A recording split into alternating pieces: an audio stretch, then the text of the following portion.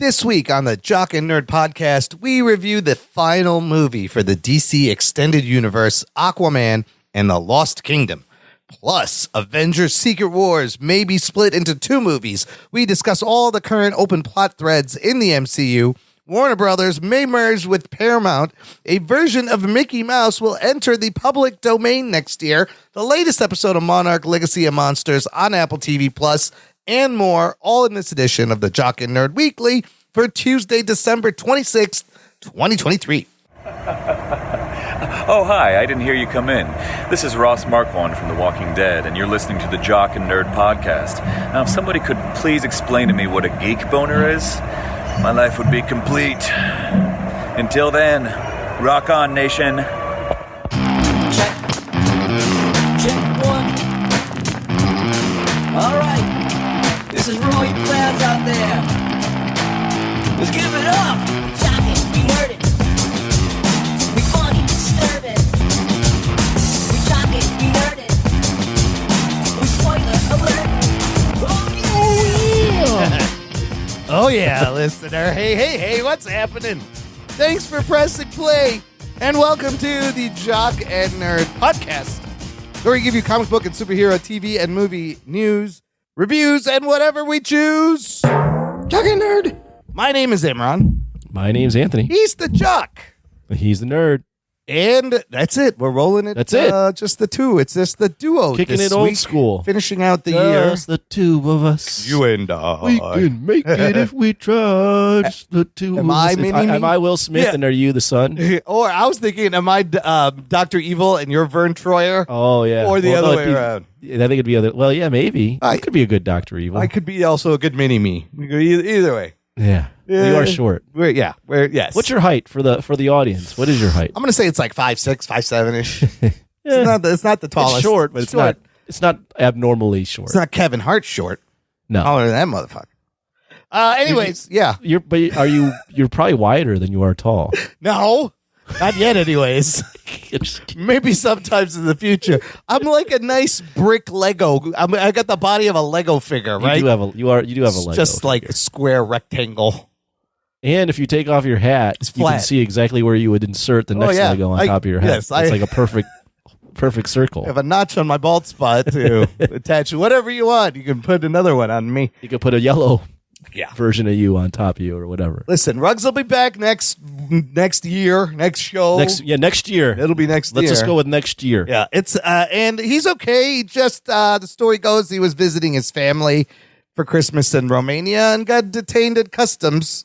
He's trying to smuggle a sausage in the slack hole. They don't do that. You can't do that. You can't do that. No flora or Not- fauna. Some Romanian H in the slack. I don't know what he was doing. He's still in customs. It's fine. Who knows? Yeah. He didn't watch Locked Up Abroad. Like, you don't do that. That show has got me so scared from taking a package from anyone. It was like, hey, can you just put this in your bag? Just put it in your bag. It's fine. No. Another show to make Imran more Oh, paranoid. my about God. things. Never do that. Because every episode of that show, the dude's always like, yeah, it seemed like a bad idea, but I did it anyways. Like, every episode of Locked Up Abroad, nobody learns.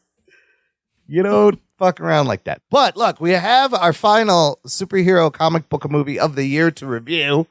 And a little bit of news. It's a slow news week. Let's dive in. All right. Jock and Nerd Podcast.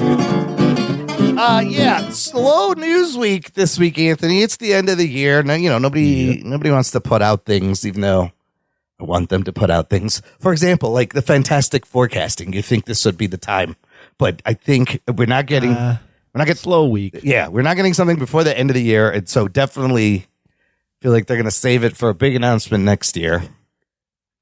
More rumors of Mads Mikkelsen and or Cillian Murphy possibly playing Doctor Doom. Even though Mads was Caecilius, but you know what? It doesn't matter. Didn't he die in that movie? He did die. Okay, so it's fun. But you know what? They had him in like purple eye shadow and stuff. So Yeah, you barely recognized barely who knew he it was Mads Yeah. Mikkelsen. Yeah. And I think that kind of redoing return, he's a great actor. If you could still use him, go ahead, use him.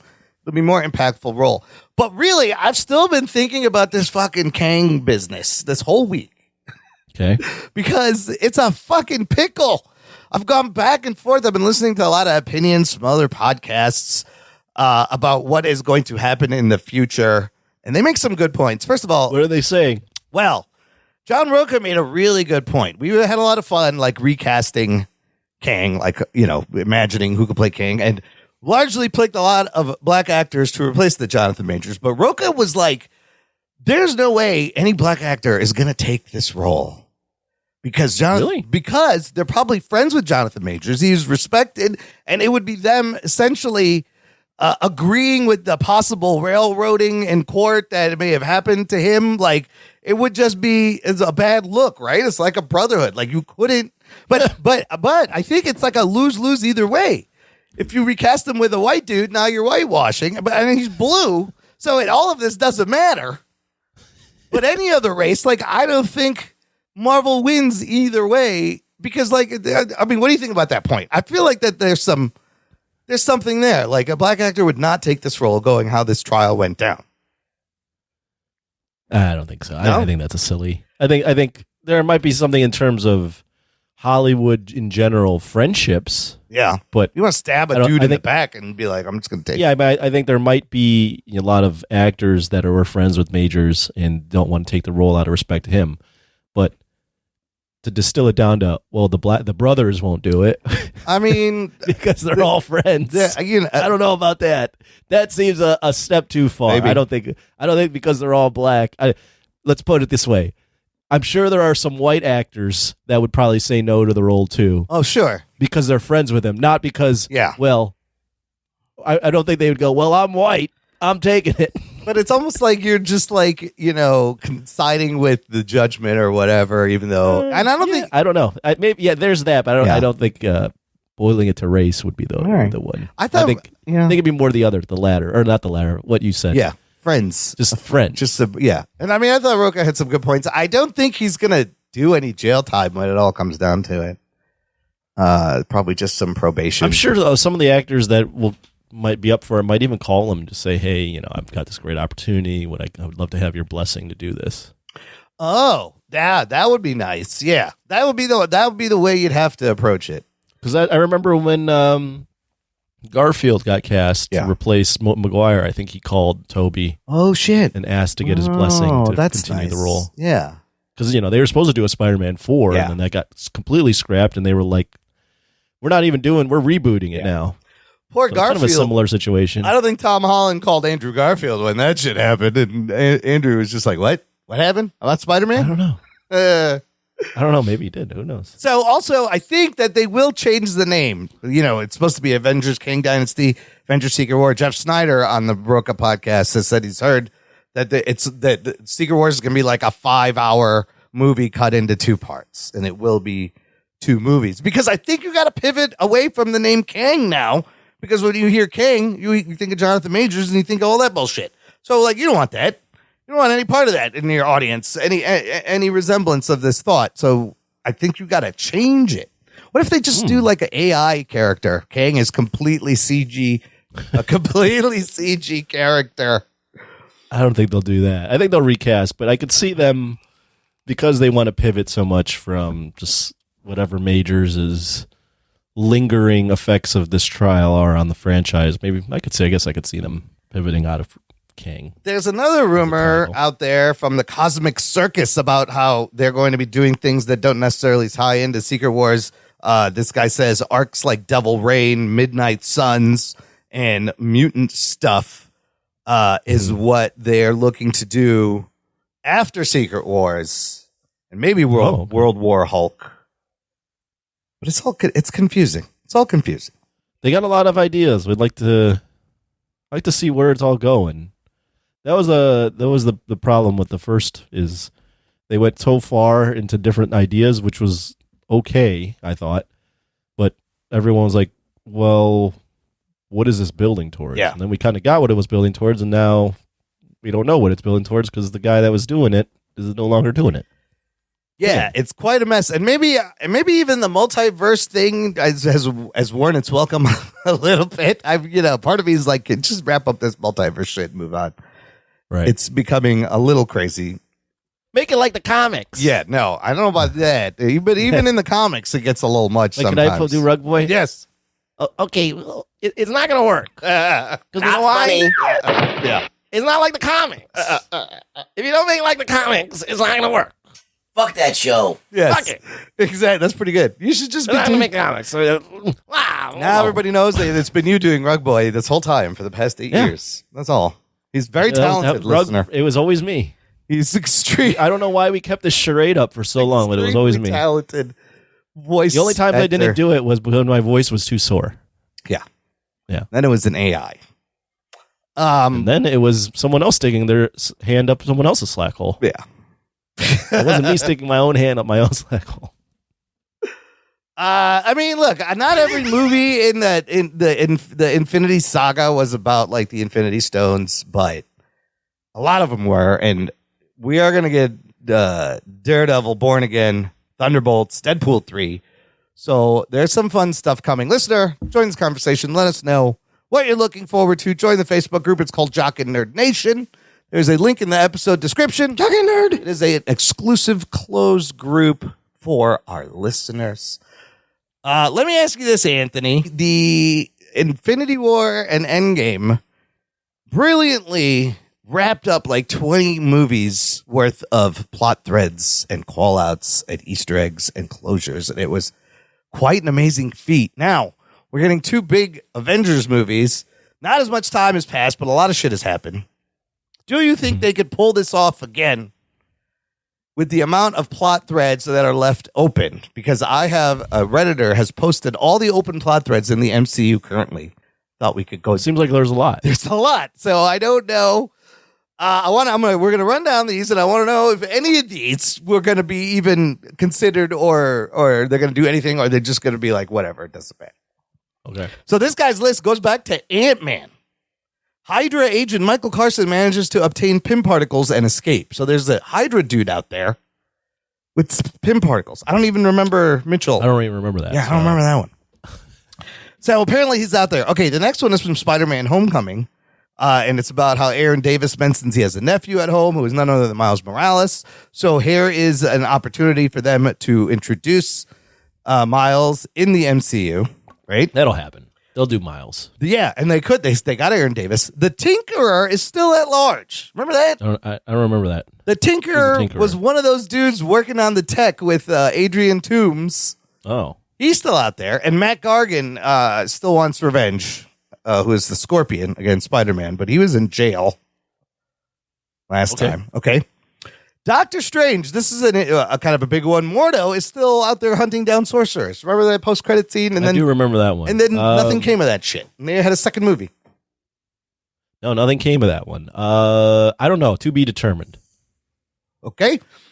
From WandaVision, there is a White Vision out there somewhere doing. I think White Vision will come back because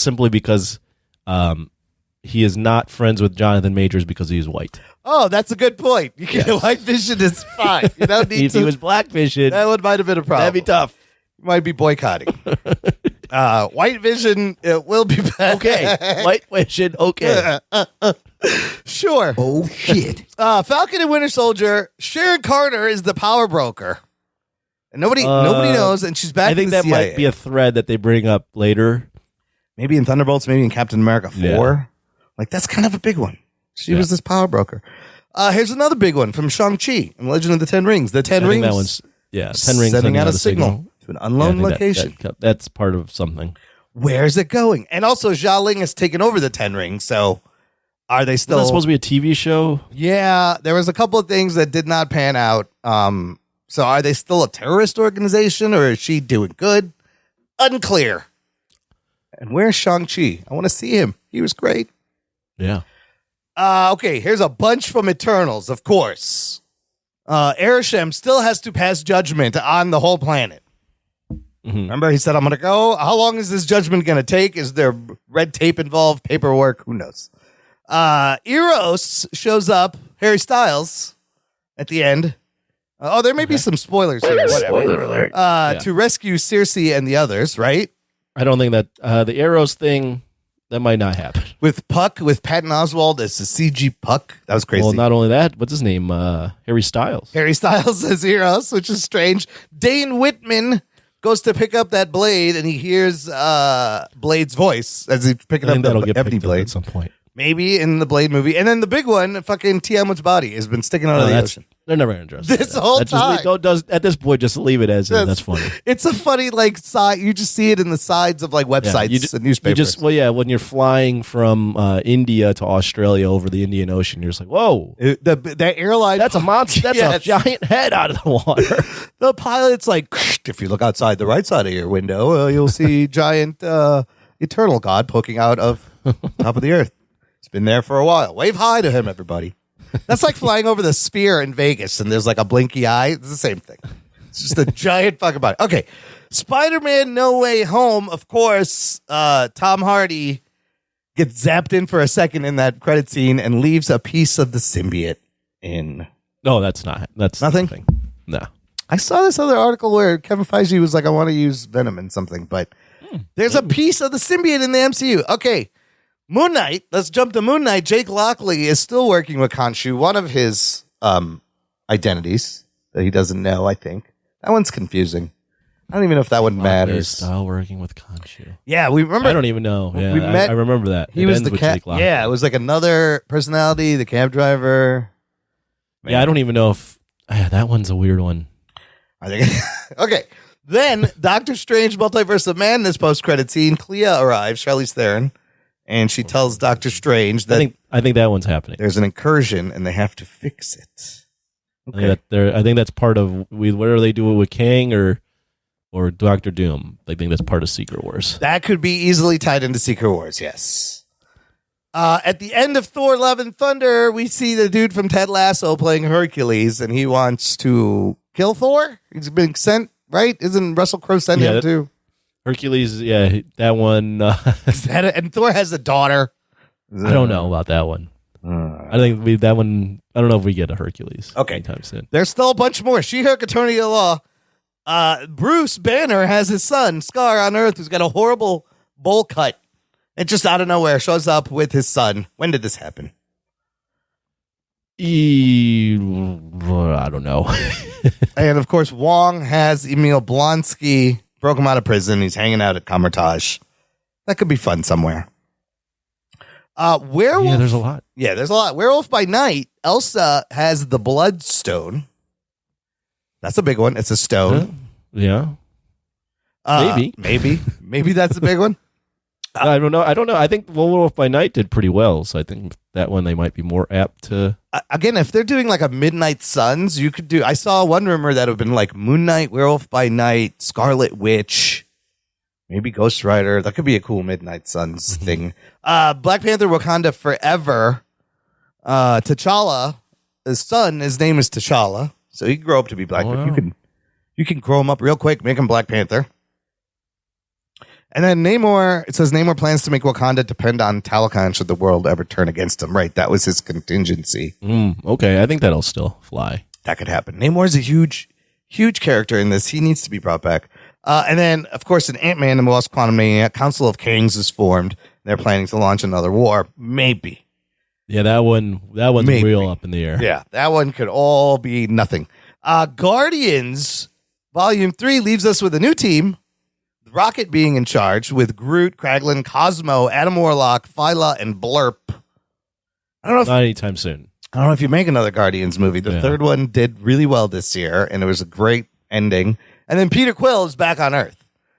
And it said... I think, he comes back. Oh, so he could be in Secret Something. Wars. It said Star-Lord will return. Yeah, I think he comes back. So he's still signed in. All right, still a couple of big ones. Secret Invasion. First of all, the U.S. has declared war on all extraterrestrials. What does this mean? Does this include Asgardians? Is this every alien species? How is Harrison Ford's president going to be enforcing this? Are they even going to... Maybe that's something that they put into Thunderbolts. You could do it in Thunderbolts where they're hunting down extraterrestrials. They're hunting down extraterrestrials, and then they have a secret weapon that could take them down. It's Sentry, but Sentry ends up being horrible and they need to actually take down Sentry. I mean, such an extreme move to put a target on all the Skrulls that are on Earth and any other supposed, like, that's very extreme. I was like, what the fuck? Let's not forget Sonia Fallsworth, played brilliantly by Olivia Colman, teams up with Gaia, Emilia Clarke, who is now like the most powerful fucking being. She has all the powers of everybody as this Skrull. She's pretty strong. She's got a tiny Drax arm. It's adorable. So bad. Let me pet that Drax arm. You did the Drax arm one time. Let me pet the arm. Can I see the Drax arm? Can I pet that dog? Can I pet that dog? Rhodey has been a Skrull this whole time. Woof. Oh man. Yeah. Well, they did announce an Armor Wars movie Right. a while ago. I don't know where that's at. If that's still happening. I guess that does happen. Maybe he's been a Skrull since, I think they figured out, since Civil War at the earliest. He's been. that'd be that's horrible. Yeah. And then the last movie we got, the Marvels. Valkyrie provides refuge to the Skrulls on New Asgard. Okay. They're all living there. Maybe, sure. Kamala Khan is putting together a team. They could definitely do Young Avengers. And then Monica Rambeau trapped in a different universe with Kelsey Grammer's Beast. Yeah, they'll probably do that too. I think I was initially going to say the Marvels, none of that stuff would be part of anything because it just bombed so bad. But they actually set up some stuff that they did. Would maybe make them some money. So, despite the bomb that it is, I don't think they're going to completely ignore it. Yeah, that one. That there's a lot of big ones in there. So if they could pull off I think a lot of these are going to get just fucking thrown to the side, and it should be. It's going to be fun seeing how they fucking pull this shit all back together. Yeah, they got a lot of work to do. Yeah. There's a lot of things going on, a lot of changes. Yeah, we'll see what happens. Speaking of changes, we are going to be reviewing the last DCU movie in a little bit, and there's that's a good segue. There's a big change coming there over at DC Warner Brothers as Peter Gunn sets to reboot the universe. But last week there was some crazy news coming out saying that Warner Brothers CEO David Zaslav met with the president of Paramount to discuss a merger. Oh shit! Which is very interesting. Oh.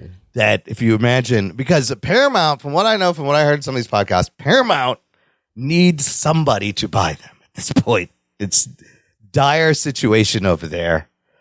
Paramount, of course, has properties like CBS, Comedy Central, BET. Showtime has now been rolled into Paramount. Nickelodeon, MTV, Paramount Pictures. This also includes like all the Star Trek shit. But if they were to merge, they would give Disney a run for their money there. Because while Disney has Marvel and Star Wars, you would have the exact opposite over here. You'd have DC and Star Trek all on one platform. But this is all very early news because if you remember, Warner Brothers Discovery merged a little while ago. They can't enter any more acquisitions for 2 years after that. This April. It ends in April. So it's possible Paramount may be bought by somebody else by then, because I know that they are desperate for someone to buy them. But some other people have said last time this happens, when Fox and Disney merged, like 12 major releases were removed. You had less major releases. Well, for sure. When these studios merged. But what do you think? Would this be smart? We know Zaslav needs to make some money. He could use these IP. He could sell off parts of them. Yeah, I mean, we kind of thought at some point this would all sort of happen, right? Didn't we think a while ago that when all these streamers were doing their own thing, that at some point the tables would turn, or everything would tip over, whatever fucking analogy you want to use. Yeah. Water would boil over, and they'd realize there's just too many, and we need to merge, and you would have your pick of maybe 2 or 3 different streaming options. So I think this is pointing in that direction. Paramount's not done well on streaming. Yeah. They don't have that much IP, but their debt is better than their balance. Their debt to capital ratio, according to this article, is way better than Disney, Discover, Warner Media. Oh, okay. So it might work out for all sides. It's not going to be good for the actors because there's going to be less stuff. Well, less studios. Yeah. A lot of people get fired too in this. Yeah, a lot of there's not going to be as many opportunities. Yeah.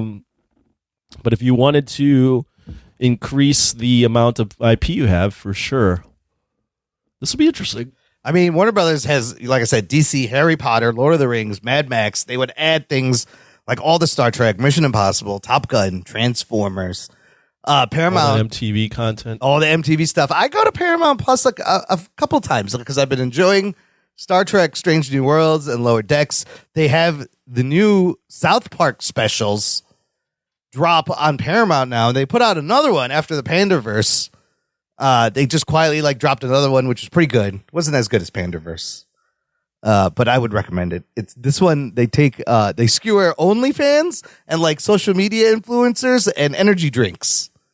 What the fuck? Yeah, in a kind of a brilliant story.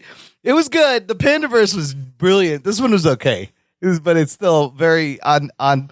Listen, you have to watch the South Park special because Randy Marsh discovers OnlyFans and he films videos doing top 10 lists, but he's just wearing a shirt and his dick is hanging out the whole time. The whole episode, he's walking around pantsless and he's just like, I'm an influencer. I can do this. His fucking little animated penis is just hanging out the whole. It's so funny. It's so bizarre.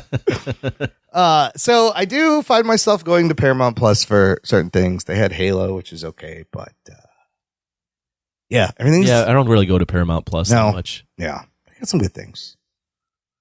Everything's gonna get consolidated, though. All getting consolidated. It's gonna be one thing. Okay, last thing in the news. I find this is kind of fascinating. January 1st, the earliest version of Mickey and Minnie Mouse from Disney will enter the public domain. Oh, shit. That Disney will no longer enjoy an exclusive copyright over the earliest versions of Mickey Mouse, meaning underground cartoonists, filmmakers, novelists, songwriters, whoever, us, we could do whatever we want with Steamboat Willie Mickey Mouse, and they can't do shit. Why does it expire that day? So here's what's interesting. It actually should have expired in 1998. And Disney and a couple other big companies lobbied the government to extend the copyright another 20 years. Mm-hmm. And that started again in 2020. So now every January 1st, more things enter the public domain. And Disney, there's no way they were going to be able to hold on to Mickey Mouse forever. They're celebrating their 100th year anniversary. Mickey Mouse debuted 95 years ago. Other things that are entering public domain: Tigger from Winnie the Pooh. Watch your fucking mouth there, Imran. I said Tigger. Okay. T-I-double-G-er. That's how he spells it. Watch your All Quiet on the mouth. Western Front and Buster Keaton thing. But this is a big deal for copyright watchers because you can do stuff with stuff in copyright. You can make it your own. You can refilm it. You can put a twist on it. And it's like content. But it's wild that, if you notice, a lot of the Disney things, they put that Steamboat Willie in a little stinger in front of everything now, trying to say, look, we still use this, trying to retain copyright. But this article talks about this guy, Dan O'Neill, cartoonist. In 1971, he launched this comic book, underground comic book called Air Pirate Funnies. Mm-hmm. And in it, Mickey Mouse was seen smuggling drugs and performing oral sex on Minnie. Wholesome stuff. So it says here, as O'Neill had hoped, Disney sued him for copyright infringement. He believed it was a legal parody, but after 8 years in court, he was saddled with a judgment he could not pay. To stay out of prison, he agreed never to draw Mickey Mouse again. And they talked to him, and he says it's still a crime for him. He says, if I draw a picture of Mickey Mouse, I owe Walt Disney $190,000, $10,000 more for legal fees, and a year in prison. It's kind of crazy. He cannot draw. But now this guy was ahead of his time in 71. Now you can make adult comic books with Steamboat Willie. The thing is, I don't know if you try because they'll probably still try to come after you.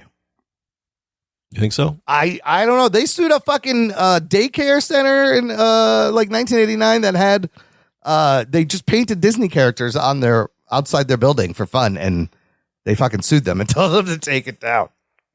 But we could get, though, we had Winnie the Pooh, Blood and Honey. Winnie the Pooh entered public domain last year, and then they instantly make a low-budget horror movie. That's what it didn't do well. It didn't, but the point is you could do it. I could see a zombie Mickey Mouse movie or some low-budget shit try to come out. but it's going to be confusing and bad for Disney to try to separate these things. But the newer versions of Mickey are still copyright. It's just the Steamboat Willie version, and it's a day I'm sure they never wanted to come. But if you're around for 100 years, at some point it's going to catch up with you, and you're not going to have your character anymore. That's how it works. So is that how it works? So Yeah. at some point, something becomes public domain, and then you can't directly copy it, but if you alter it a little bit, it's okay. No, but after a certain years, you can copy it. It used to be 75 years and then they extended it to like 95 years, I think now. Mm-hmm. But a lot of companies lobbied to extend it, which was crazy, and nothing came out in public domain for a long time. But it's only fair that these things expire and enter public domain. That's how shit works. That's how you get content. Or what, like superheroes public domain? Yeah. So, but it'll have to be like 95 years from. So Superman may be coming up soon. Huh. But this was, let's see, they're talking about 1928. So works from 1928 and previous are all in public domain.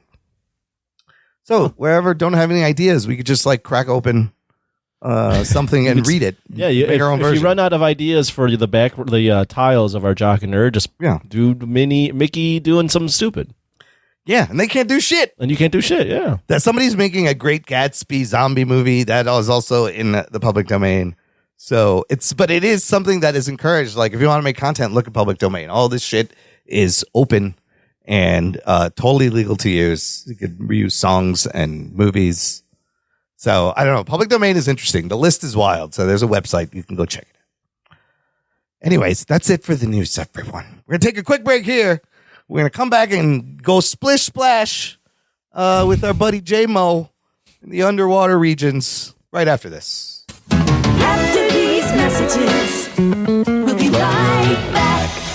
Was A Quiet Place inspired by Signs, It Comes at Night, and War for the Planet of the Apes? Was Ready Player One influenced by Avatar, Wreck-It Ralph, and The Last Starfighter? Is The Hurricane Heist more influenced by Sharknado or Geostorm? These are the kinds of questions my guest co-hosts and I discuss on my podcast, Piecing It Together. Every week, we look at a new movie and try to figure out what other movies inspired it. Whether it's the story, the character development, tone, or even use of music. Every movie was influenced by something that came before it, and we want to figure out what. Check out Piecing It Together on your favorite podcast app or check us out on piecingpod.com. You can also follow us on social media at piecingpod. Piecing It Together is a part of the All Points West podcast network. What's up, everybody? This is Mr. Throwback Thursday from the Mr. Throwback Thursday podcast. Along with my co-host, Bill. Every Thursday, we bring you classic hip-hop. Classic. Classic. You know, all the good stuff, the stuff that you forgot about, the golden age, pre-golden age, back to the original era. For all the pioneers, I'm going way back. Each week, we bring you hip-hop headlines, so we let you know what's going on with your favorite artists from back in the day. We bring you Wu News. We dedicate an entire segment just to the Wu-Tang Clan every week. Wu-Tang Clan ain't nothing to fuck with. We bring you 2 records. One is a one and done. One is a record of the week. We give you an artist of the month. We give you all the classics. Classic. Come and check us out. Every week we're on iTunes, Stitcher, and at MrThrowbackThursday.com. And if you remember nothing else, always remember, new school stale, old school fresh. Jock and Nerd. Listener, if you enjoy this show, it is a great time to give back for all the entertainment value we've been providing for 8+ years. And Oh my join, God. yeah, almost. It'll be 9 years in a few months, March. Jesus. But you could join our awesome Patreon fan club. Just visit jockandnerd.com/Patreon. Jock and Nerd. And you can support the show in a monthly or annual basis, and you get stuff. There's access to an exclusive podcast feed where the shows come out early. There's bonus content, instant reaction, bonus reviews. You can join us on our monthly Discord hangouts. Those are a lot of fun. Get to meet each other and geek out. The next hangout will be January 18th, which is a Thursday, 8 p.m. Central Time. Put it in your calendars. And there's a You Pick It tier where you can pick any movie for us to review. A lot of fun stuff. We appreciate everyone's continued support, and it literally keeps the show happening week to week. We couldn't do it without our special producers on the Patreon. Okay, here we are. we are going to review the final film in the DCEU, Aquaman and the Lost Kingdom. Here's your spoiler. Strap yourselves in, you fucks. Spoiler time. Holy shit, we made it, Anthony. We are at the last DCEU movie before James Gunn fully takes A over. 10-year journey started with Man of Steel in 2013. A 10-year, messy, convoluted, uneven fucking journey. Of course, this is a sequel to the first Aquaman that came out 5 years ago in 2018. Oh, gosh. Made $1 billion. It is the 15th or 16th film if you count Justice League twice. And it's the final DCEU movie. And this movie was originally supposed to come out a fucking year ago. Last December was the original release date.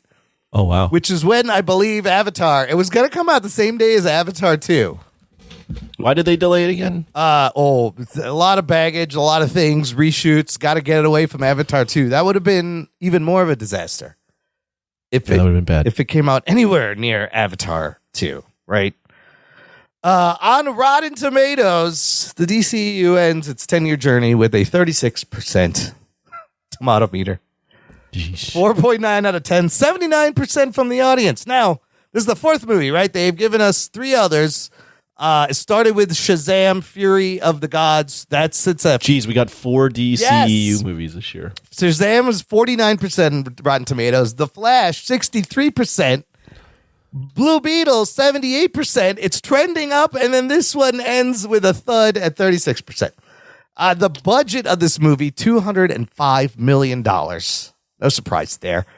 And here's where it gets really bad. It opened on the 4-day Christmas weekend. So the 3-day opening weekend domestic pulls in $27 million. 4 days. That's lower than the Marvels. Yes, and I'll get to that. We all guessed last week. We all overbid. We were on Prices Right. You'd be like, you What did all we say? overbid. You said 30. Oh, I was close. You were closest, but you have all overbid. 4-day, $40 million.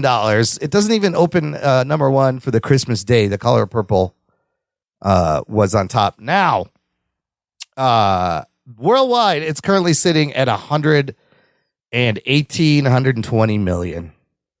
But this thing's pretty much DOA. Yeah, so the Marvels, which was like a huge considered, scandalous box office bomb, they opened at 46 million. Which is compared to this, it's doing gangbusters. It's amazing.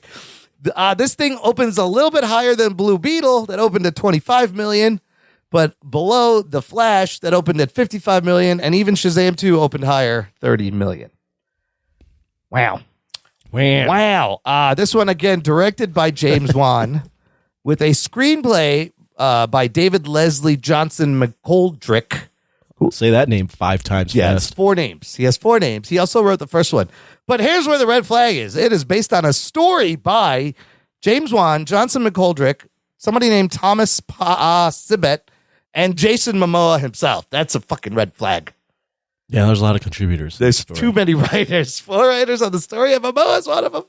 That's never good. Speaking of Momoa, he returns, of course, as Arthur Curry. We got Patrick Wilson as King Orm. What's his other name? Ocean Master. Ocean Master. Yeah. Let me just throw in. Yeah. I didn't notice this. I didn't realize this till after. I just love that Jason Momoa is calling Patrick Wilson his little brother. He's supposed to be older. Yeah. But in real life, Patrick Wilson is 6 years older than Jason Momoa. Oh, my God. And doesn't look younger at all to me than Jason Momoa in the movie. So it's just funny that they have it that is the dynamic. That's why he's mad at him, saying, "Don't call me your brother." So wait. But you said Patrick Wilson is older by 6 years. 6 years older than Jason Momoa in real life. Yeah. He's he's 50 years old. Okay. Yeah. Yeah. Jason Momoa is 44. How old are you again? I'm 40. What year is How this? do you look compared to these guys? No, I'm in between. 47, and they both look better than me. Nowhere arguable. If I got punched in the face a few times and I had swollen eyes, I might think you look better than Patrick Wilson. Definitely both. Patrick. Both. They're Even both. Momoa? Yeah. Oh, that's sweet. Yeah. That's sweet of you. You'd have to be really drunk. If I had glaucoma, yes, if I had and in one eye, the other eye was a glass eye. If I had an eye might patch think it was- on and a severe nearsightedness, I would say you don't look bad next to these guys. Hey, I'm the actually same. look better. I'm the same age as David Beckham. It's not too bad. Yahya Abdul Mateen II returning as Black Manta. Amber Heard is in this. She's in it. As Mira, and it's like there's a bunch. She's in it for substantial stuff. Nicole Kidman returning as his mom, Atlanta. Randall Park, who is also Jimmy Woo. Atlanta.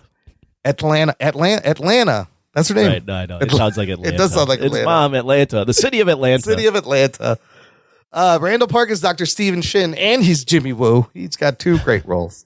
Tamara Morrison, Boba Fett as Tom Curry. Dolph Lundgren returning as King Nereus. Apparently, Martin Short is in this as Kingfish. I don't know if it's mocap. I didn't notice that. And there's a Game of Thrones guy, Pilu Asbaik, as Cordax. We'll get into all that. That's your main. Okay. John Rhys Davies does a voice too. We just saw him in Indiana Jones. Sala. I guess he's the Brine King. Interesting. Anthony. Yes, that's my name. What happens in this PG-13 2-hour 4-minute final installment of the DCEU?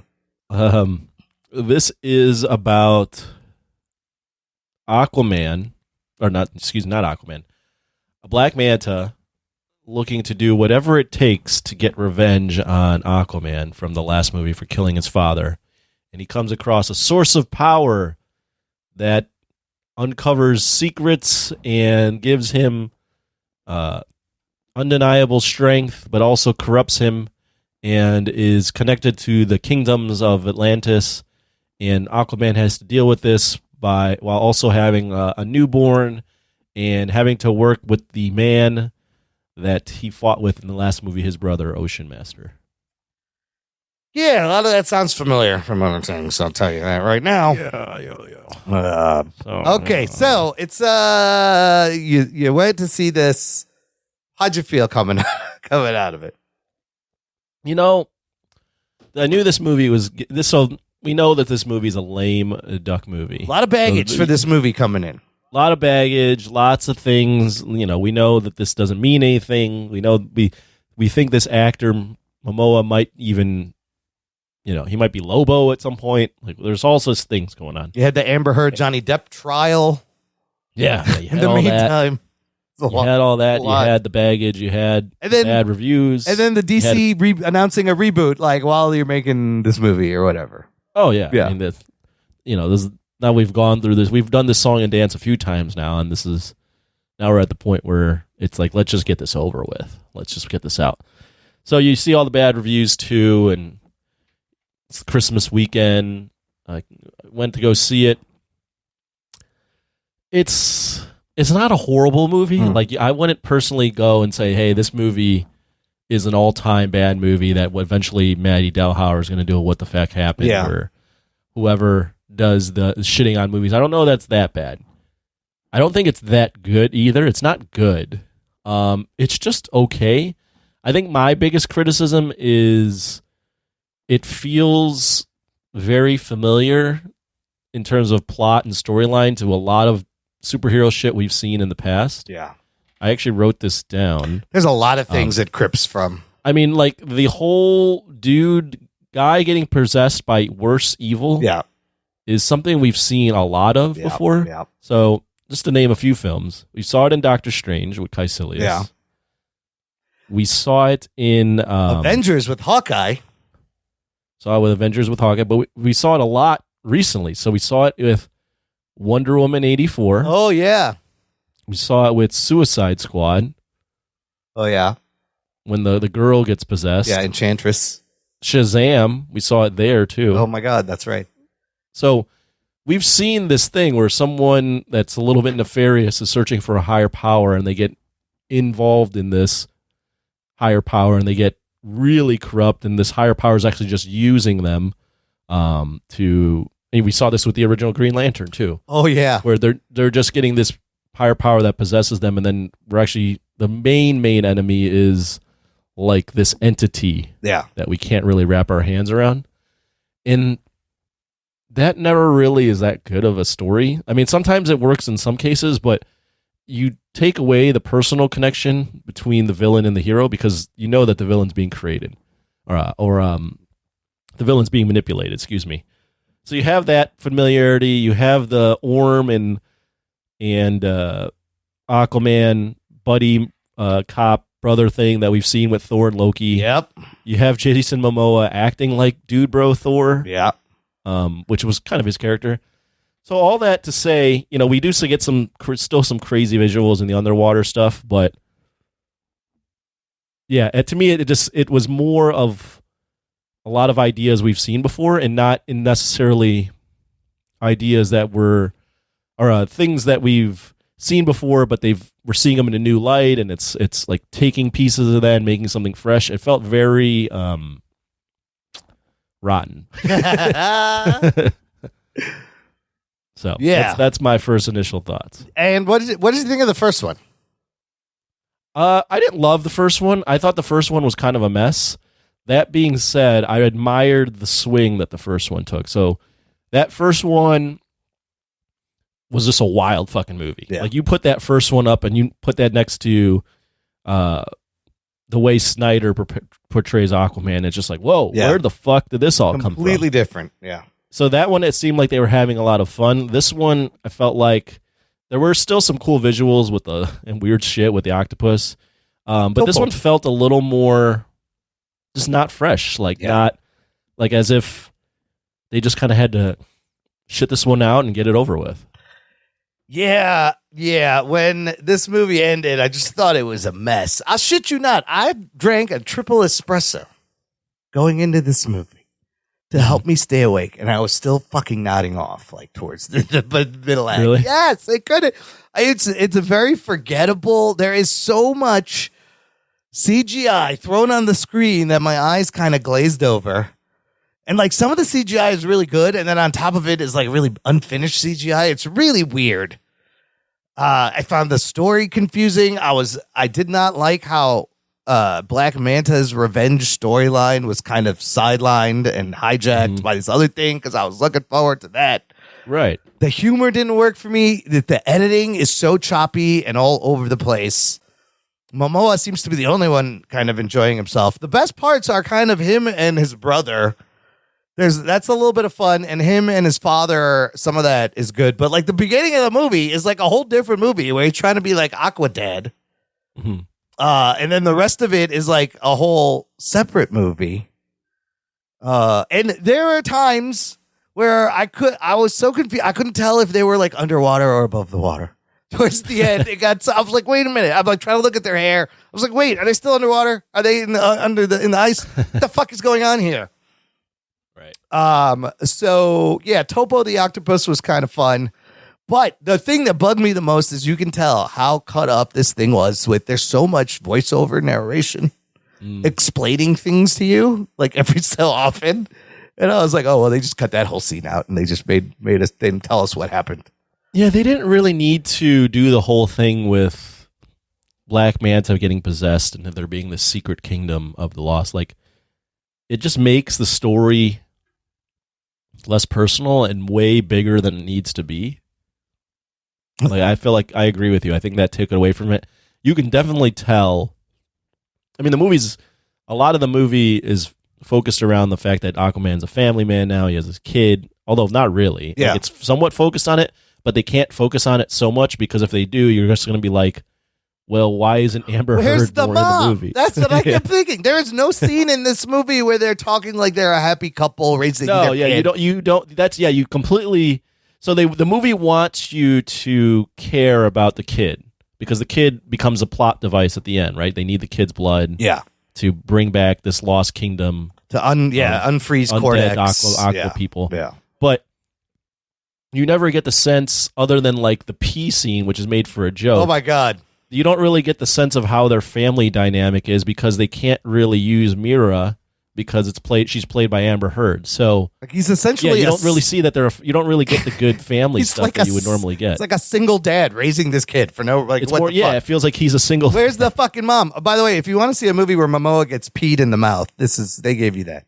So they do give you that. That's a plus. They do go out of their way to show Mira played by Amber Heard, manipulating pee into her man's mouth, which is now kind of funny because there's just stuff with urine and fecal matter that they just want to keep in with her. I can't believe they left that in. That's got to be a joke. Yeah, that's got to be a joke. She shit on Johnny Depp's pillow and then peed inside Momoa's and then mouth. had her baby pee inside Jason Momoa's mouth. I mean, the baby was cute, and like how he could talk to the fish was cute. I laughed out loud the moment they realized the baby's been kidnapped, and they're both like, "No!" I was like, "Oh my god, what am I watching? What the fuck is this?" How does he know that he has a kid? Oh, I don't know. Unclear, because they're like, "Oh, the bloodline, it does not end with us." The dialogue is so bad. Yeah, in this movie. I really didn't like. I mean, I know Momoa was having fun, but I really didn't like his dialogue. I didn't, and then the movie gets so goofy at times with him and Orm. Like, there's just this tone that sometimes happens throughout the movie where it's just like, are we taking this seriously? It's all taking this seriously. Tonally is all over the place, and like the first movie was kind of cartoony.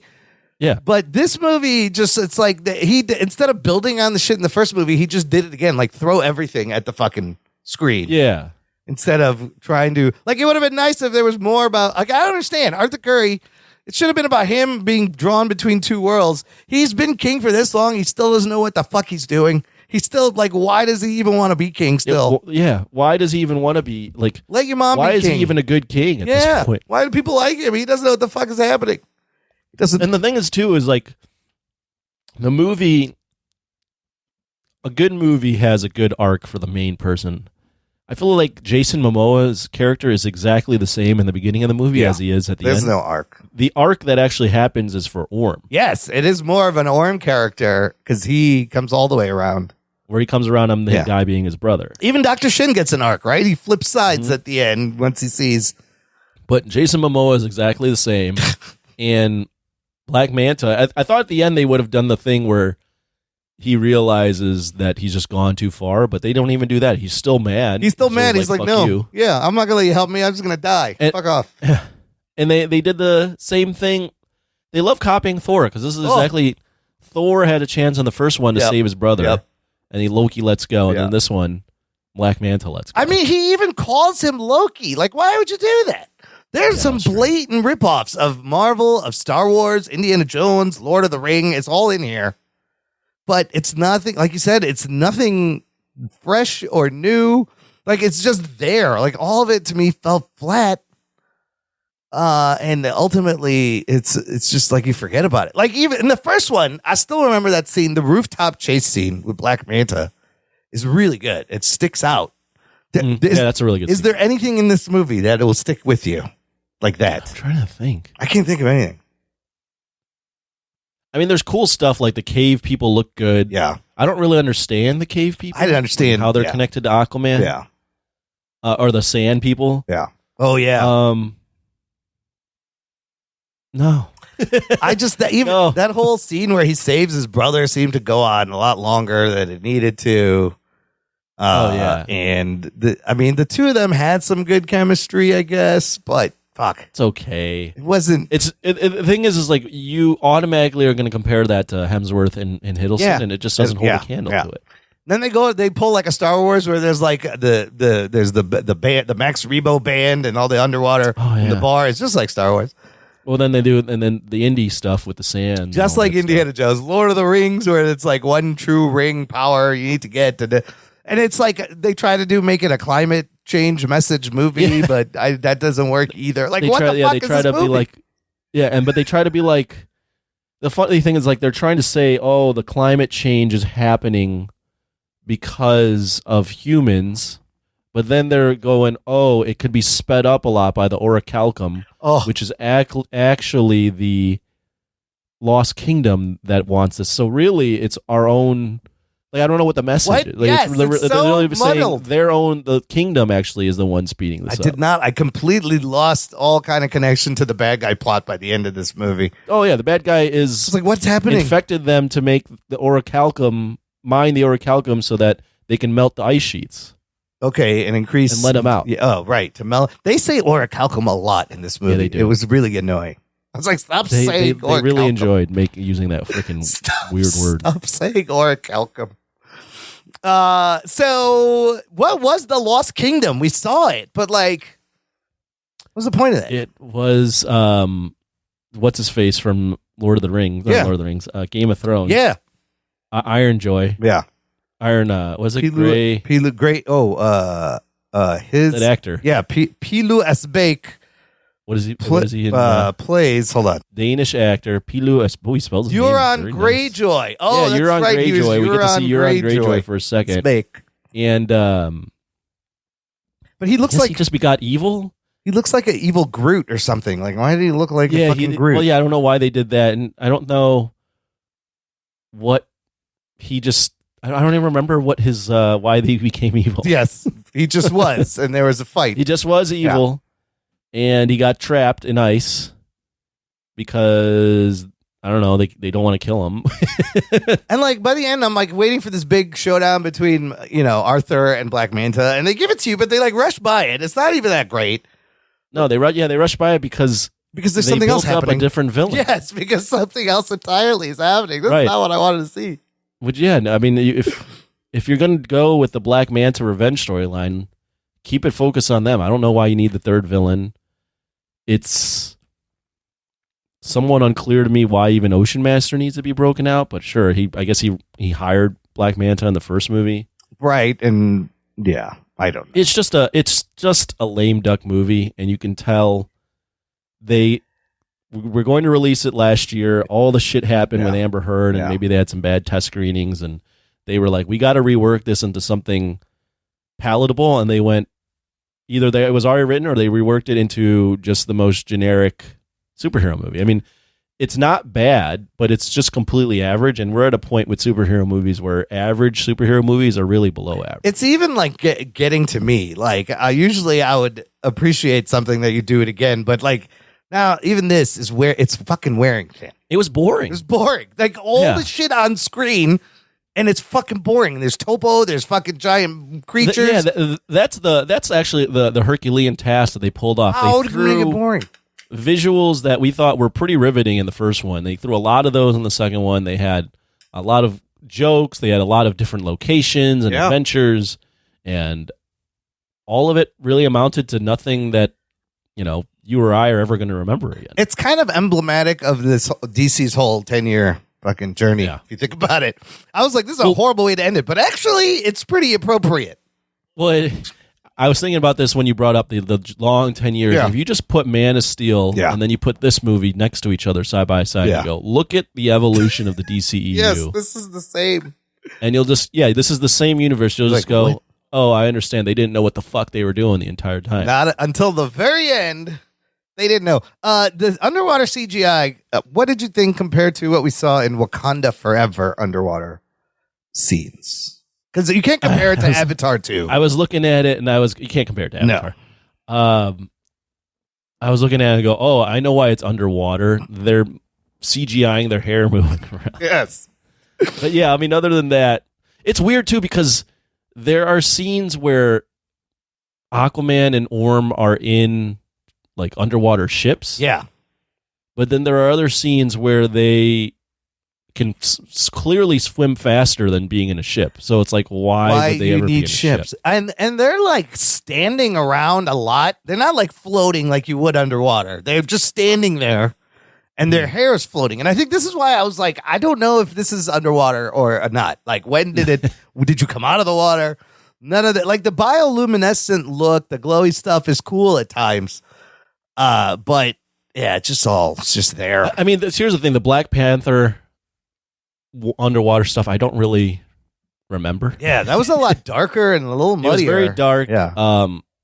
What Aquaman has going for it is just so vibrant. Yeah. But you can definitely tell, at least in this one, I'd have to go back and watch the first one. But you can definitely tell in this one they were going, yeah, we don't give a shit anymore. No. Let's just get this out. Like there's shit. It doesn't look as good. No, there's shit that is not finished, and they were like, you know what, fuck it. And they had another year on this movie, and there's still that shit that looks like it's not finished, and they just didn't care. They're like, why are we wasting any more fucking time and money? Yeah, on this.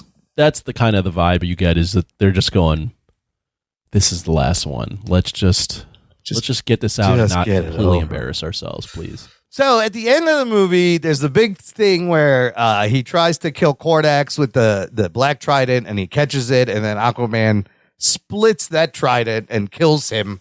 And everything collapses, right? Black Manta drops to his death, refusing help from Arthur.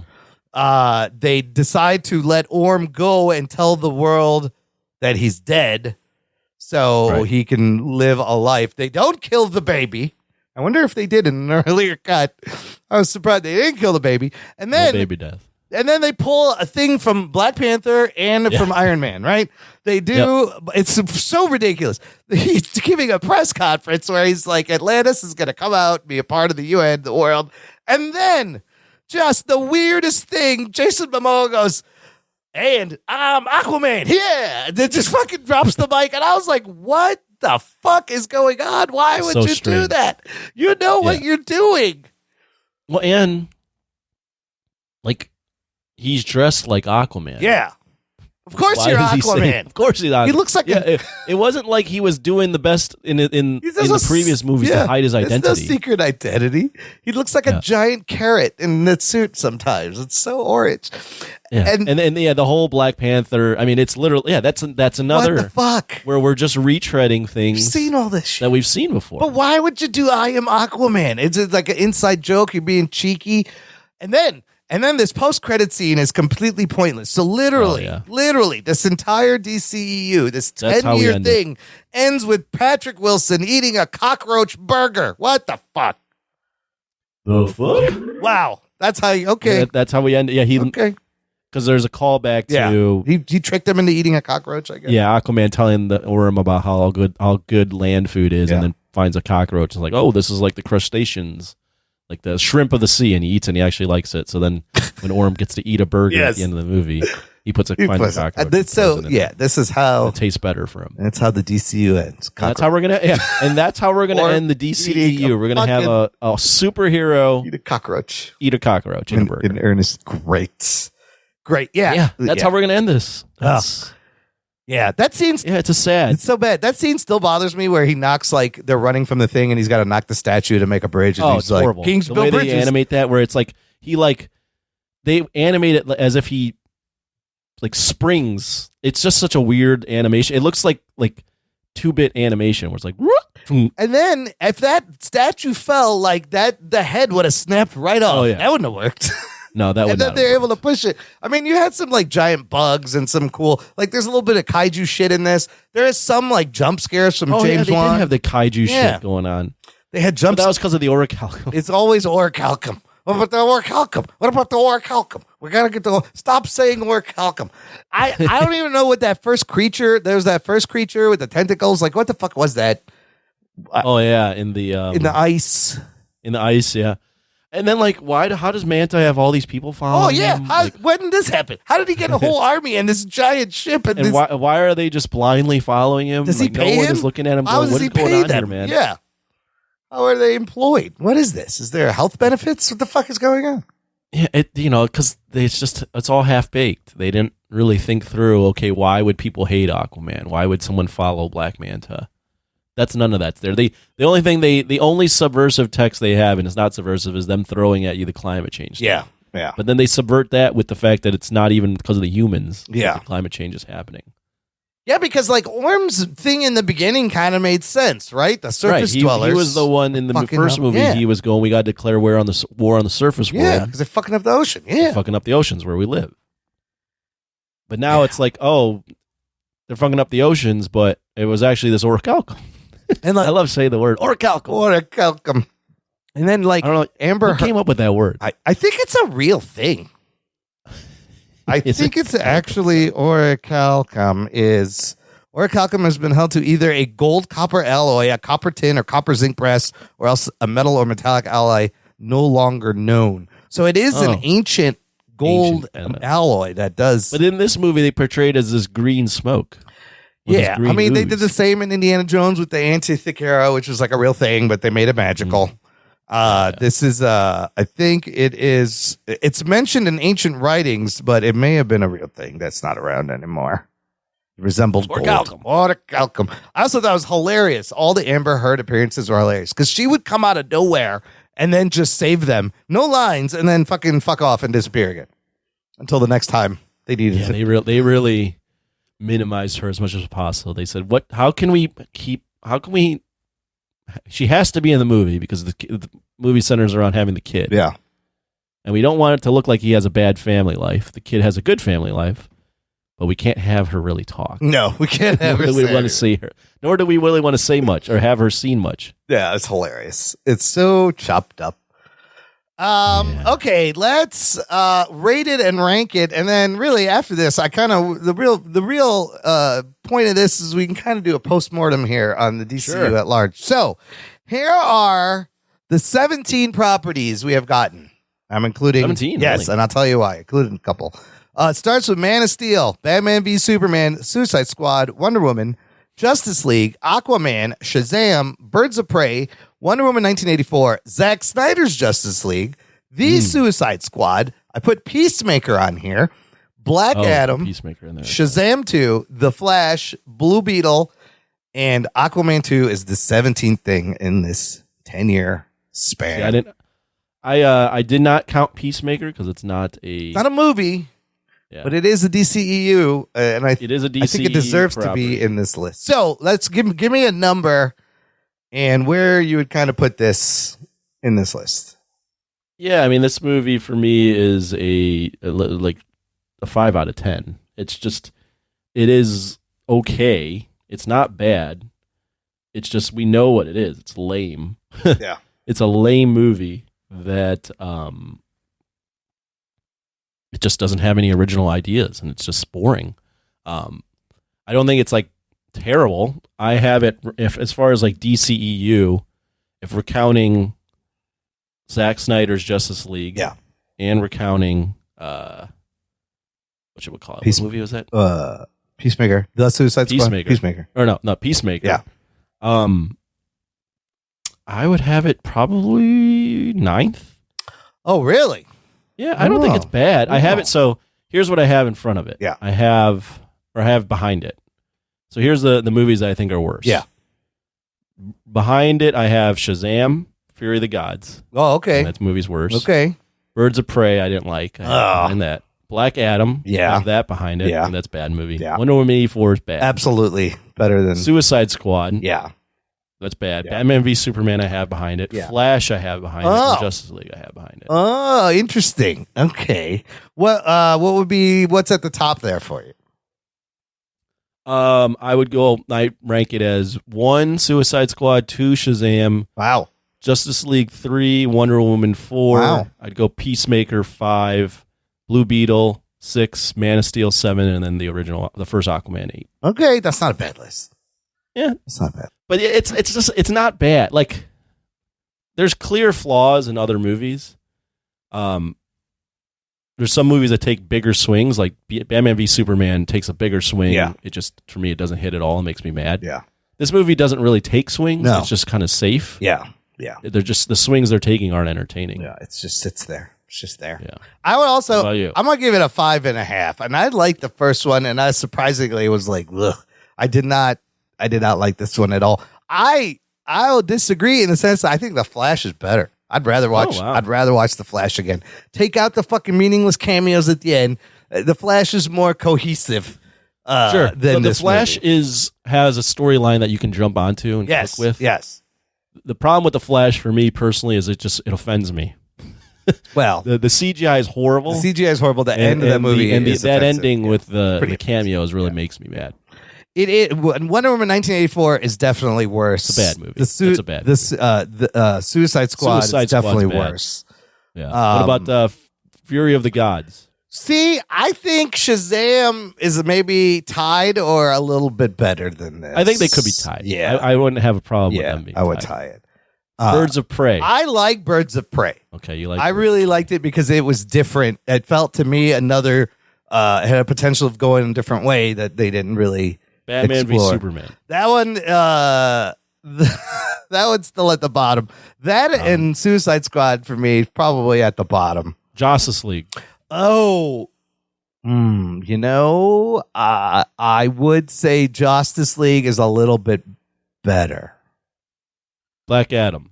Whoa, Black Adam is Here's Aquaman, Lost Kingdom, Shazam for me, Black Adam, even Birds of Prey. But you like Birds of Prey. I like Birds of Prey better. It's kind of tied. Those three movies are all like the same. Yes. They're just kind of very generic superhero movies. I think The Flash is better. And then at the top, when I look at this, like Suicide Squad rises at the top for me. Peacemaker rises at the top for me. Wonder Woman, Shazam, and Zack Snyder's Justice League.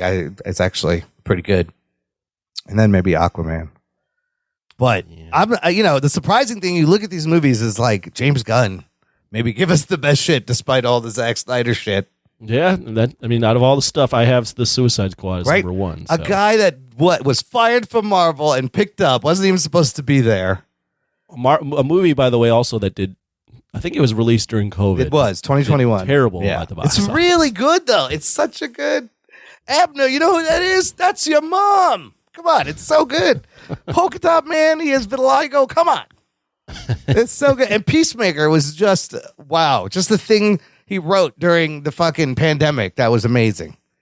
Peacemaker's good. I like Peacemaker. So, having said all that, Anthony, looking at all these things, what's some of the best things? What is the legacy of this that they leave after 10 years, 17 things? Oh, man, legacy.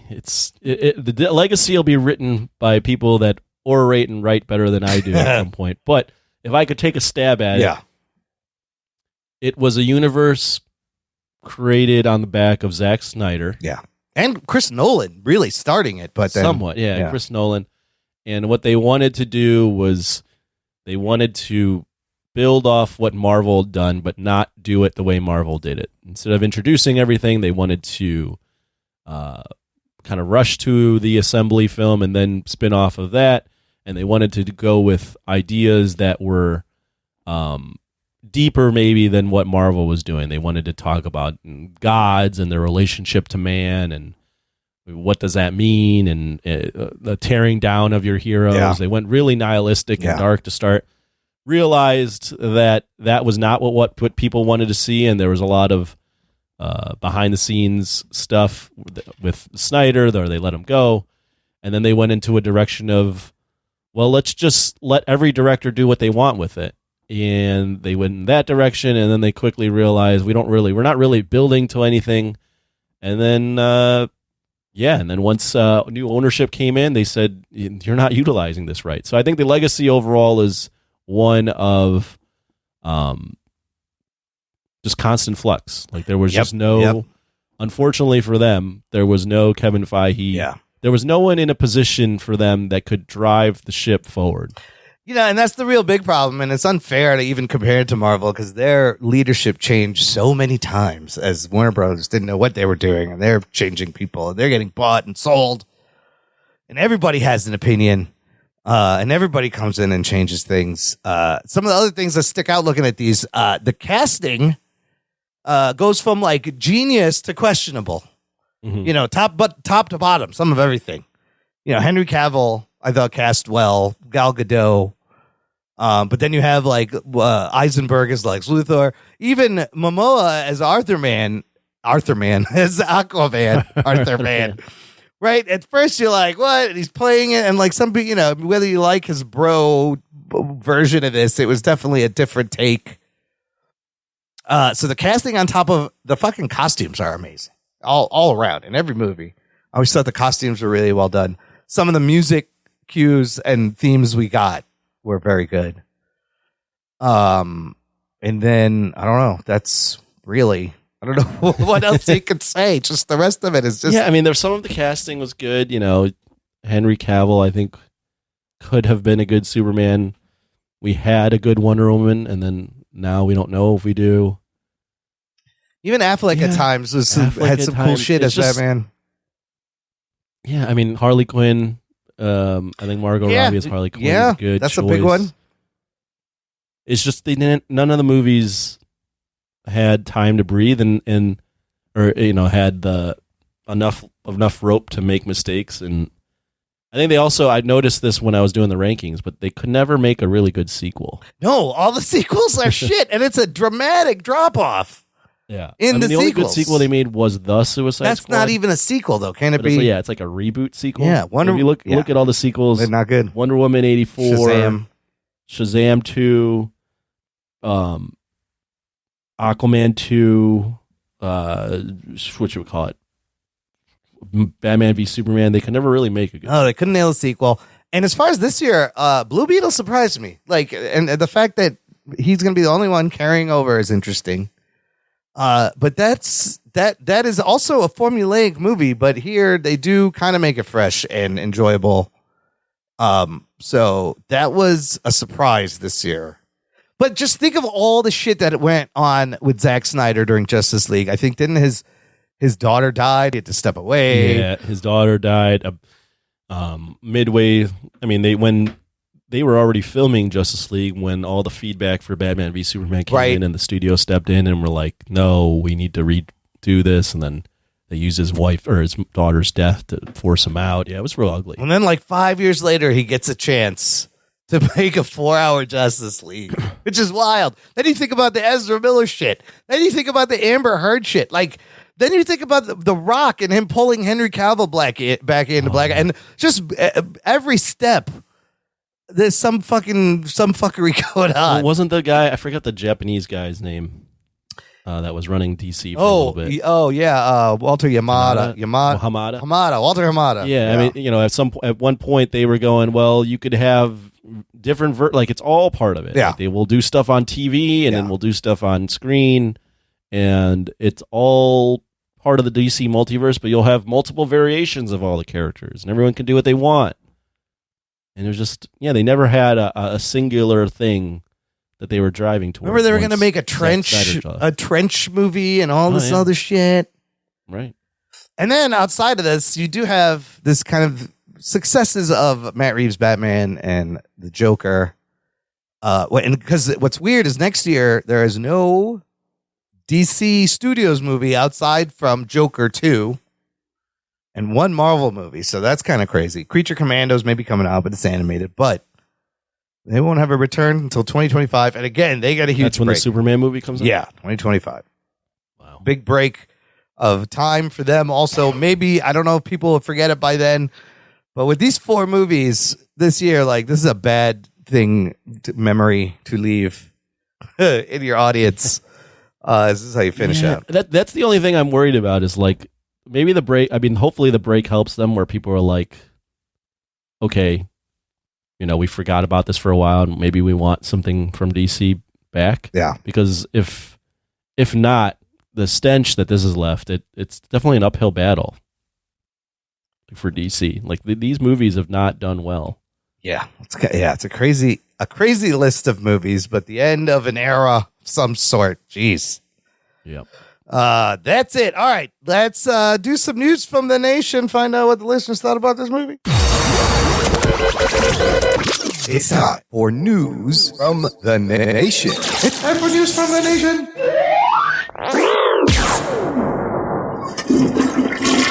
Somebody's got fart. It stinks. I love that you had to say that out loud. Someone's got a fart. Fart. Shit. Rugs isn't here. I just got 2 quick comments about this movie. Daryl K simply wrote this. Sometimes it may be good, sometimes it may be shit. That really could sum up the whole slate of the DCEU, if you think about it. And then Jason Dutch, our buddy, checking in, saying, wasn't terrible. Momoa is Momoa. He's what you expect. Patrick Wilson is pretty good. I think he'd make a better traditional Aquaman in the Gunverse than Momoa, who basically was the DCEU answer to Hemsworth's Thor. I think Wilson can still do that, while Momoa goes on to be Lobo, a character he's born to play. Yahya Mateen is an exceptional actor. I hope he pops up in more stuff. Outside of that, the Amber Heard cutouts turned this movie into another Frankenstein film. Bad luck for DC that they had Heard and Ezra Miller's off-camera stuff add to the drama. Aquaman 2 is worth seeing, but ultimately forgettable. Yeah. Yeah. I don't know. Good. First off, Jason Mummer, great thoughts. Yeah. Well thought out. Yeah, good review. don't know that it's worth seeing. Yeah, I think you can. I don't know how you could say it's worth seeing, but ultimately, yeah, if it's forgettable, it's not. You gotta. I just wait till it shows up. I don't think that somewhere. means it's worth seeing if it's forgettable. Yeah. I think. Well, What do you think of Patrick Wilson being Aquaman? Because Momoa is definitely going to be Lobo. In fact, he should have been Lobo this whole time. He's playing Aquaman, kind of like Lobo. He is. Well, they wanted the dude bro stuff that Zack Snyder kind of put into Aquaman, although they turned it up to 11 with Jason Momoa, with Snyder being gone, and maybe with the influence of Chris Hemsworth and Thor. Is Patrick Wilson as Aquaman? No, because he's 50 years old. Yeah, he is. We just went over that. He's older than me, but looks younger. I don't know how that's possible.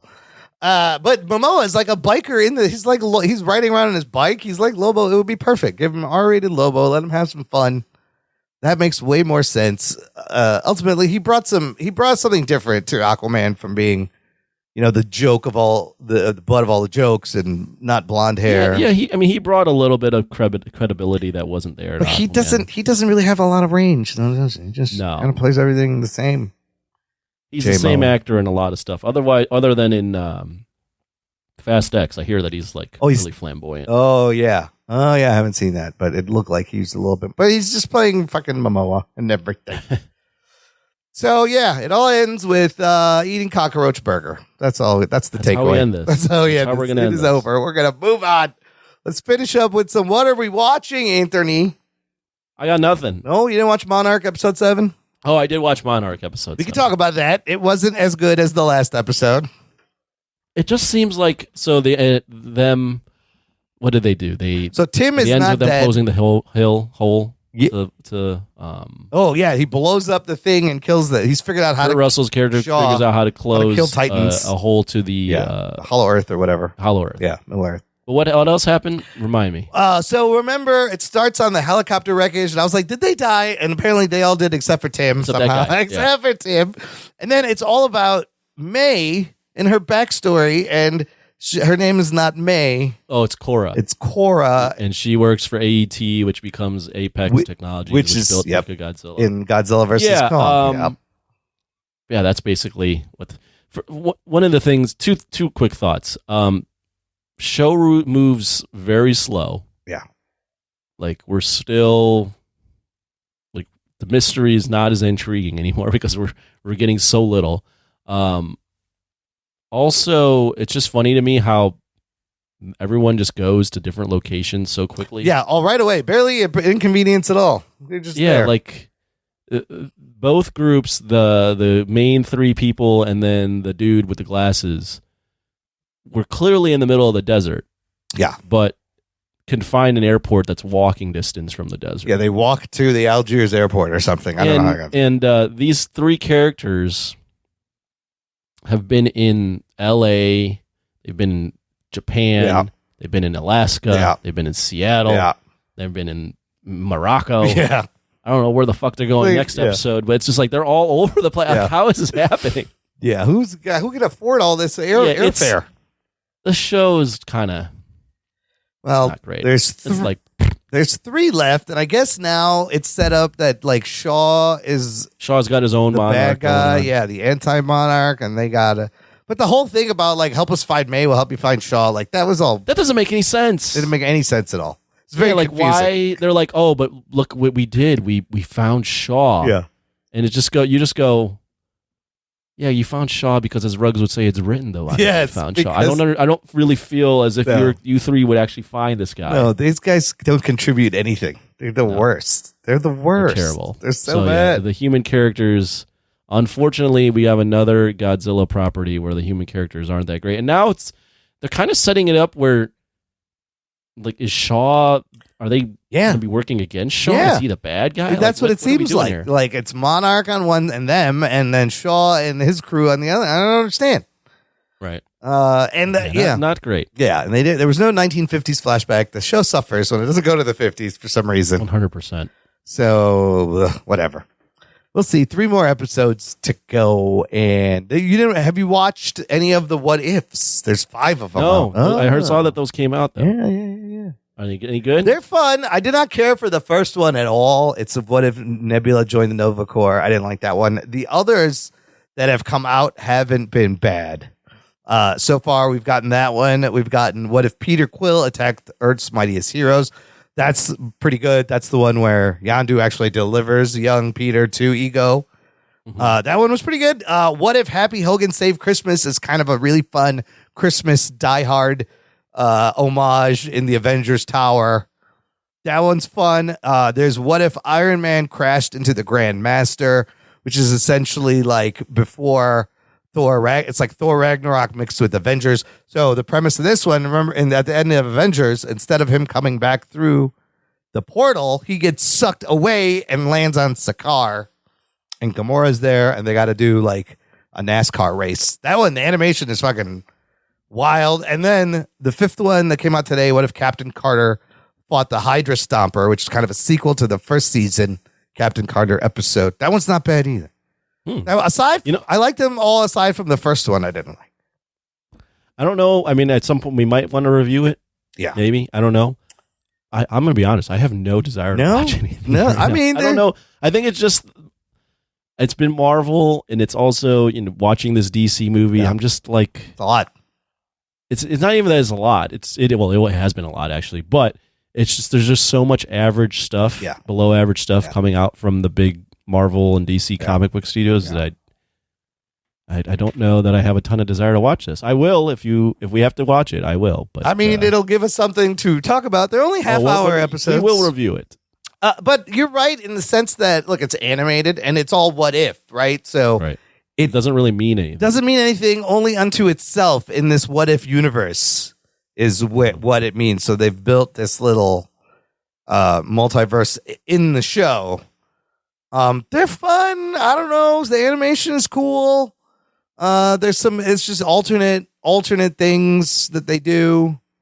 I don't know. Give it a watch. It doesn't take long, but it is something to talk about. We'll be talking about that, and we still got to do. I watched Rebel Moon. Oh yeah, how was that? This one's interesting. It's all like, geez, it's not as bad as I thought because I went in there going, I know expectations. Yeah, and I know what to get when Zack Snyder writes and directs things, and he gives you exactly what you expect. Beautiful visuals, real thin characters. It's part one, and it's very derivative of a lot of things, Star Wars and the Matrix and all these things. I would be interested to see what you guys think. I don't think I think Sucker Punch is still his worst film, but a lot of people are saying this is his worst film. This is part one, right? This is just part one. And apparently 23 million views in the first 3 days, according to Netflix. At my berries class. Yeah. Oh, what happened with that? It was real strange. We did the workout. I went to the locker room, changed, came out, and they had all these shakes that had Rebel Moon branding on it. Oh, really?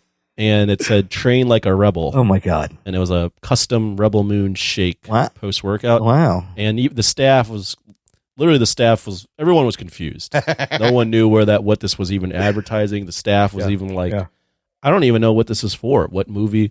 I was like, what movie is this? Just being plain dumb. Like they're like, I don't know. I have no idea. How this partnership come about? They're like, we don't know. It just kind of came about, and they told us to do it. It was strange. I mean, it was definitely different, but I was just like, why did they pick this? I don't think there's any protein shakes in the movie. I'm trying to think. They really did. I don't know. Train like a rebel. Were the shakes any good? Unfortunately, people were drinking them and they had good reactions to it. I could not drink it because it had peanut butter in it. Oh man, they put peanut butter. I did not drink it. What? And then what was on the cups? Just like pictures. It was of literally people. like a plastic cup, like a cup with a straw, and a top. That you put a shake in, and then had like a band of paper all around it that said Netflix Train Like a Rebel. So weird. That's very weird. I mean, yeah. It's dialogue. Guerrilla marketing, baby. Yeah, they're trying everything. The dialogue in this movie is also very rough. Nobody talks like this. They don't talk like people. And Sophia Boutella is the lead. Her acting is not the greatest.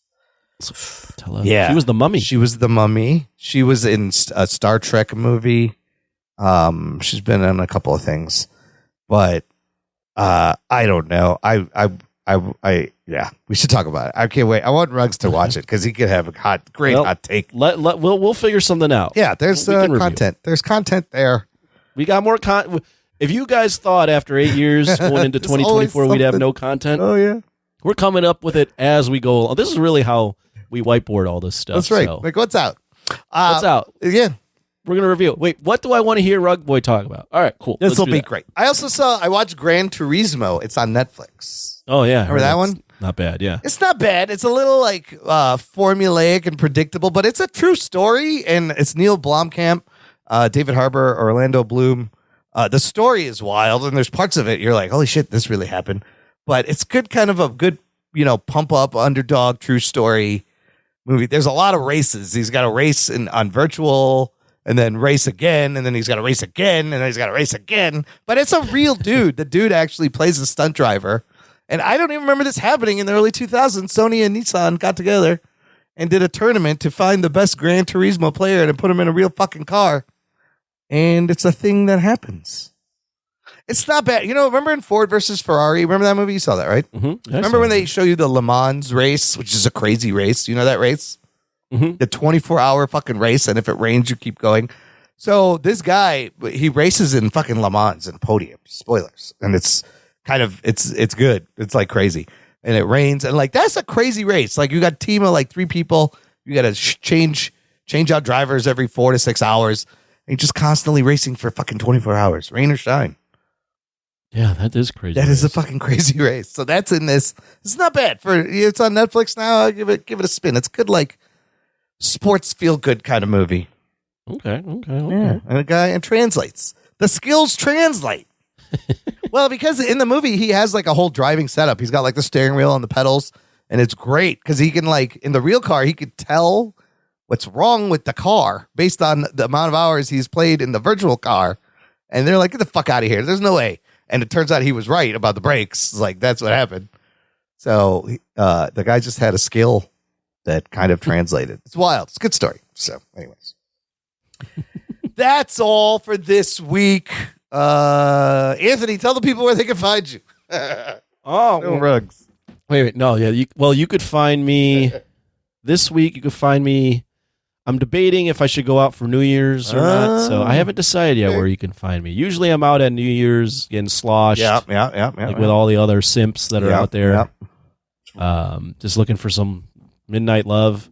So usually that's what I'm doing, but I might not do that. We'll see. I don't know if I want to be hungover on New Year's. Why don't you ask where we could find Ruggs, though? Ruggs, where can we find you online?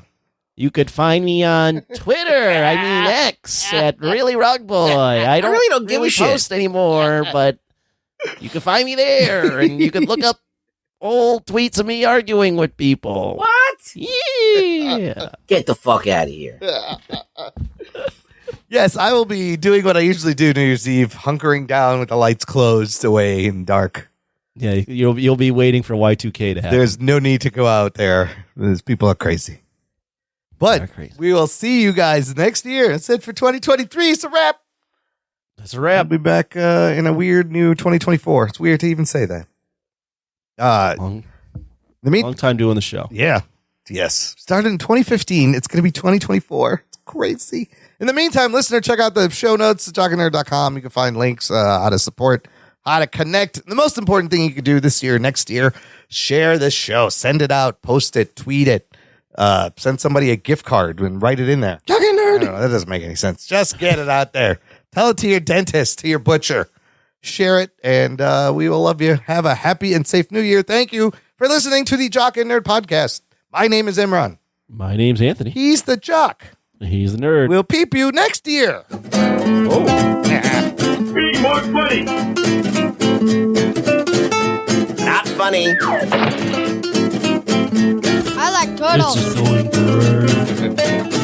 This is going great. I think I offered you a chance to be a cop, and you blew it. Jock and Nerd.